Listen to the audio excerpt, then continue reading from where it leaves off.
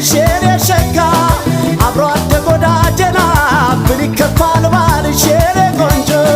በቃ ተራራቅና ያሰብነውም ቀረ የኔ ሸጋ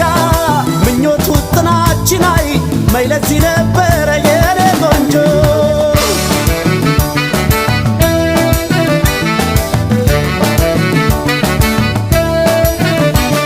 አይጠፋም እንደኔ እጣ የደረሰ ጠብቅ ያቆየውን ያሳለፈለሰ